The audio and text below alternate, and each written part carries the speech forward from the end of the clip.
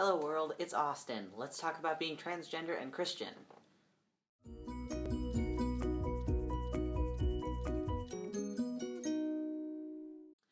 So this past week I started reading an amazing new book and you have to go pick it up. It's by Deborah Jian Lee and it's called Rescuing Jesus: How People of Color, Women, and Queer Christians Are Reclaiming Evangelicalism, and it's amazing. I'm only a quarter of the way through right now, but I was hooked by the end of the introduction.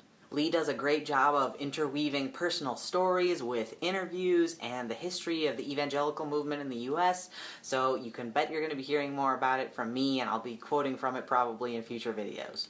The thing Lee's book got me thinking about this week, though, is the power of personal stories.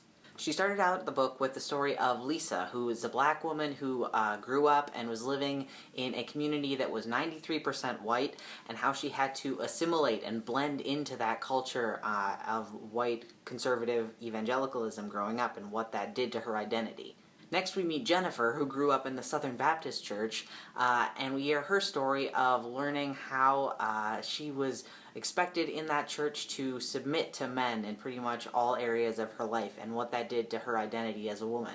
Then we meet Will and Tasha, who are two gay students at Biola University, and their experience with having to keep their sexuality secret for fear of family rejection and expulsion from the university. These experiences, though they are unique to the individuals who are telling the stories, are so familiar to so many of us who have grown up in or been adopted into Christian communities where things like racism and sexism and homophobia and transphobia are all just sort of the norm, or even maybe the ideal in some cases. One of the great things about reading these stories of these individuals is that we find out we are not alone. And one of the great things about reading about the history of the evangelical movement, for instance, is that we find out that we have never been alone. There have been really strong, wonderful people working to make communities more inclusive for generations, and we're just a part of that story. So today, in that spirit, I want to share a little bit of my story with you, because I just love the way that these stories help knit us together and make you go, oh, me too.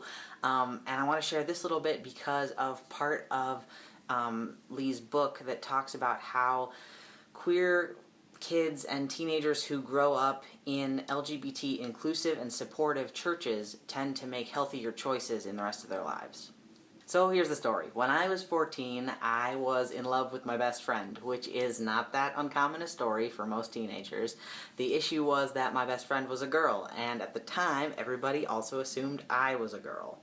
We had both grown up hearing sort of passive-aggressive and sometimes just aggressive condemnations of gay people, and so I had a really hard time coming to a sort of grips or understanding with the idea that I might be not straight in some way.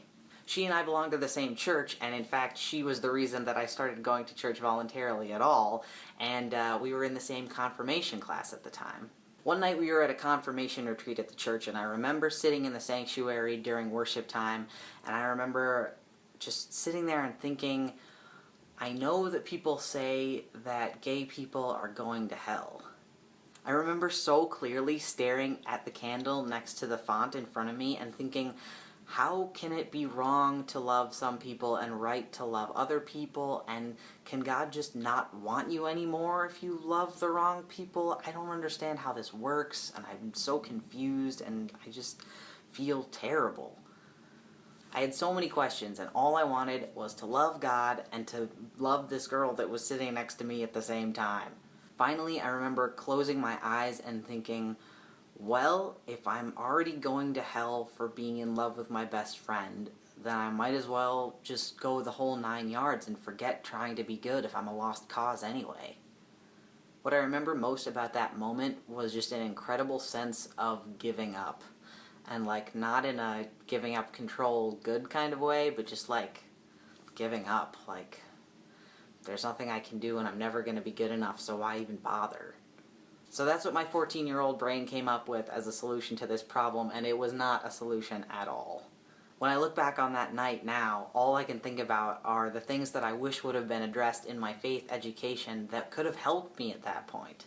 First of all, I had never heard a bad word about LGBTQ people from the pulpit in my church, and all of those ideas about gay people going to hell, that was entirely from the culture around me, and I wish that would have been questioned a little bit more.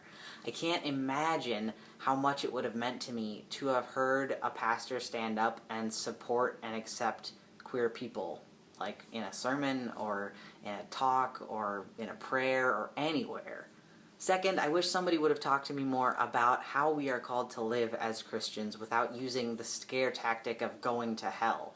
Because we are not called to live in fear as Christians. We are called to live in love and in hope and to live in service to others, and not just for the sake of being good. And most importantly, I wish there would have been an LGBTQ person out in my church who I could have talked with about these questions, who I could have shared my story with and my confusion with, and who could have helped me sort of muddle through this conundrum without throwing the baby out with the bathwater. In a sense, what I did that night was accept the idea that God had given up on me, and so I gave up on me too, and that led to a lot of heartache. So here's the bottom line. There are still kids out there who are going through what I went through when I was 14, and that breaks my heart. Kids that believe, whether the rejection is imagined or real, that they are being rejected by God because of their gender identity or their sexuality. We now know, thanks to the study that I'm going to link down below here, that queer kids growing up in churches that are LGBT inclusive and supportive have much lower rates of substance abuse. We also know that queer students at Christian colleges that are open and affirming and supportive towards LGBT people have lower rates of suicidal thoughts and eating disorders. Your voice and your actions in support of the queer youth in your church communities matters, and it's important. I know it would have made a huge difference to 14-year-old Austin. So what are we going to do? How are we going to evangelize to our queer siblings in our own churches, in our own contexts, who are looking for love and support? Let's think about that this week as we begin to spread the good news of Advent.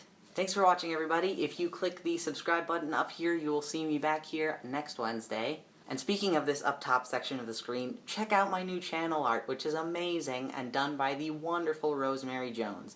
I'm going to put her info down here in case you want her to do some awesome artwork for you, because she's great. Check her out. She's by Christian on Twitter, and I will link that down below as well. Alright, have a good week, everybody. Get ready for Christmas. Pump up for Advent. It's going to be a good time, and we will see you back here next week. Peace.